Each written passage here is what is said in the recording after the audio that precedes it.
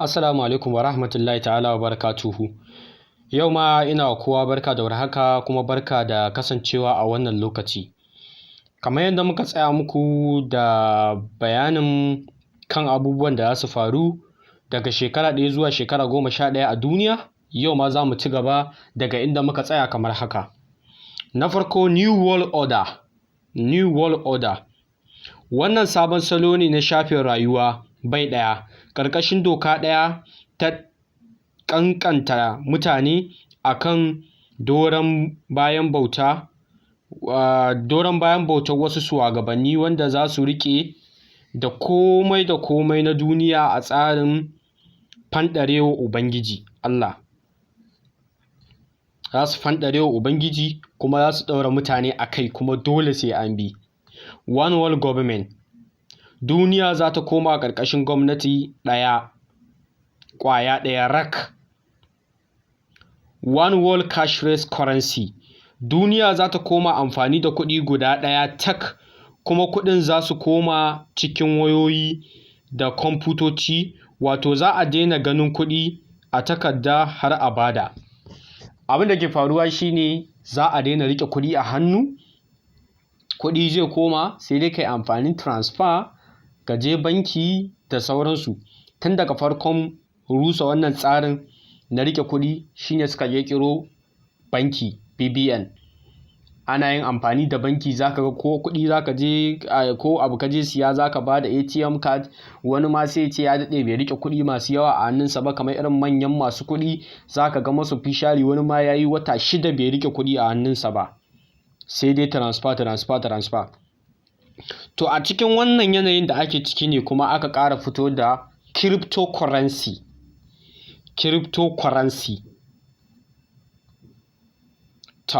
Bari mu ci gaba da bayani akan wannan. Idan bayani ya zo kan cryptocurrency za mu yi shi. One World Central Bank. Duniya za ta kafa banki guda ɗaya da zai dinga sarrafa kuɗaɗen bankuna, wato babu wani central bank na cikin gida da zai sake aiki a matsayin cibiyar banki ƙasarku. Ma'ana, ba wani banki yanzu da za a ce wannan bankin First Bank, wannan Fidelity, wancan Jaiz Bank. Kawai banki guda ɗaya ne na duniya wanda kowa da shi zai rinka amfani. Sannan kuma za a koma One World Military. Duniya za ta koma ƙarƙashin dakarun sojoji guda ɗaya kuma ƙarƙashin gwamnati ɗaya, da su masu jan akalar ɗan adantaka. Ma'ana, zai zama na sojoji kawai guda ɗaya ne, ba wani sojojin waccan ƙasar da waccan ƙasar. Sojoji guda ɗaya ne wanda su za su rinka jan akalan duniya gabaki ɗaya, wanda duk abin da zai faru su za su depend. The end of national sovereignty. Ƙarshen madafan iko kowace ƙasa bisa cin gashin kanta na jagorantar tsarin mulki. Ba wata ƙasa da za ta ci gashin kanta wai ya zamana tana zaman kanta, wannan shine gwamnanta, wannan shine shugaban ƙasan, babu. Za a yanke shi. The end of all private owned property. Ƙarshen mallakar ƙadara ta gashin kai kamar gida, moto, na'ura. Ma'ana, ƙarshen mallakar kadara ta gashin kai kamar gida, mota, na'ura. Zai zama na kowa bai da wannan, wai ka ce ga motar ka, ina sai dai na gwamnati. The end of family unit. Ƙarshen tsarin auratayya tsakanin ma'aurata. A nan da yawa mata za su zame cikin wuta jahannama. Ma'ana, mata za su kasance a cikin wutar jahannama a kan wannan tsarin, saboda butulcewa mazajensu mafi yawa da kuma san abin duniya, kamar wato judar na Illuminati zai wuce da su, amma ba za su sani ba. Wannan dole sai ya faru. An fara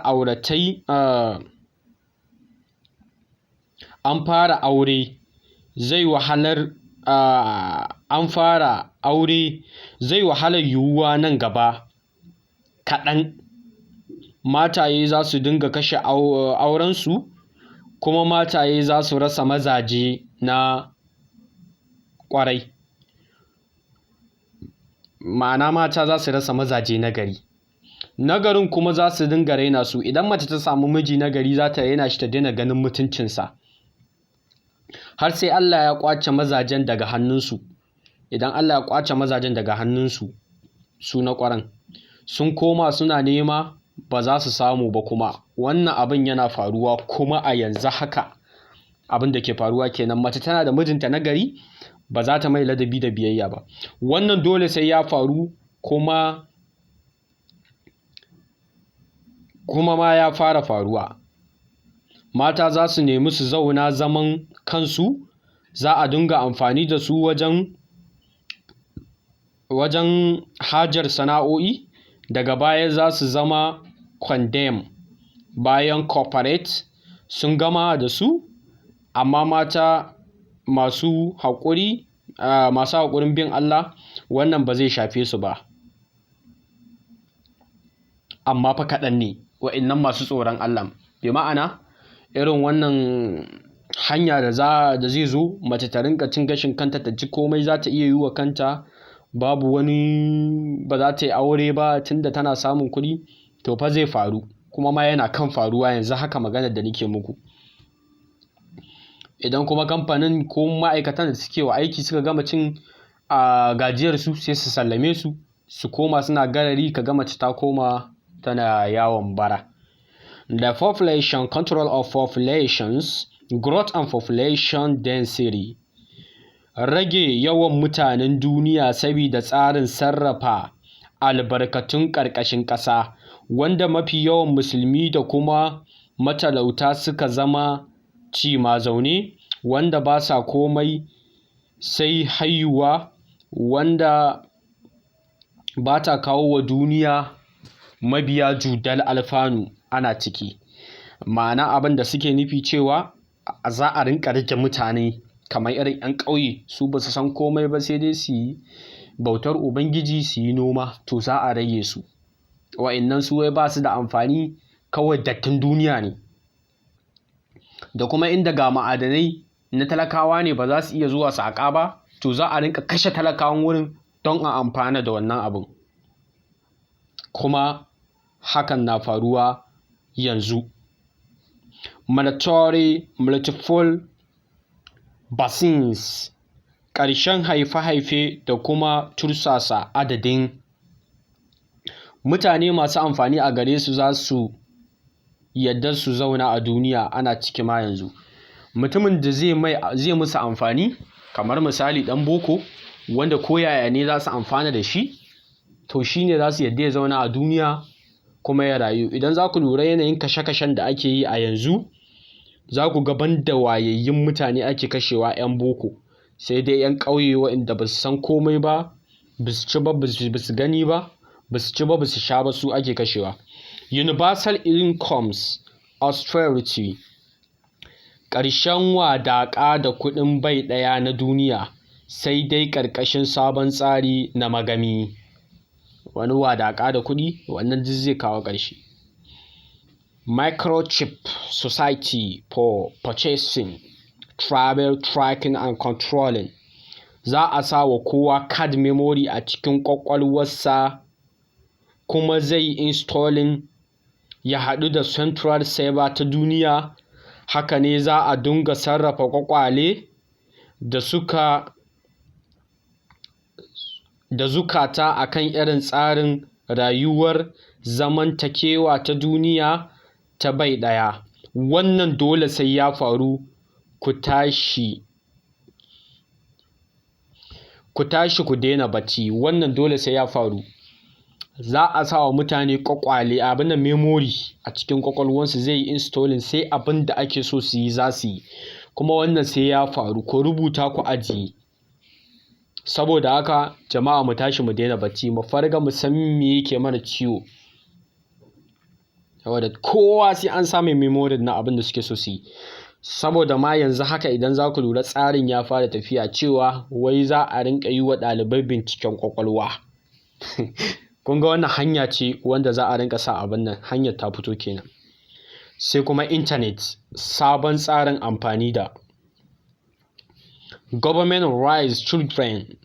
Dukkan yara za su zama mallakar gwamnati, kuma ita ce za ta dinga ba su tarbiyya irin yadda ta tsara musu sabon salon shafin rayuwa. Shi yasa idan misali duk yaran namu iyayen namu an kashe su, zai zama da saura yara, to yaran gwamnati za ta ɗauke su, ita za ta rinƙa ba su tarbiyya kamar yadda ya kamata.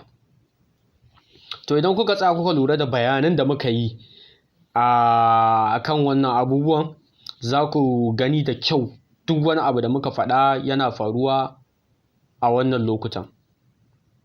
Musamman ma maganan mata da suke bijirewa mazaje, ka auro yarinya ba za ta taɓa ma ladabi da biyayya ba, yana faruwa. Kuma karkashe mutane da kuke gani yana faruwa yanzu. Most officially abubuwa ma na rayuwa za ka ga matan ma sun fi mu zaƙewa, sun fi mu ma nuna cewa suna so su amfana.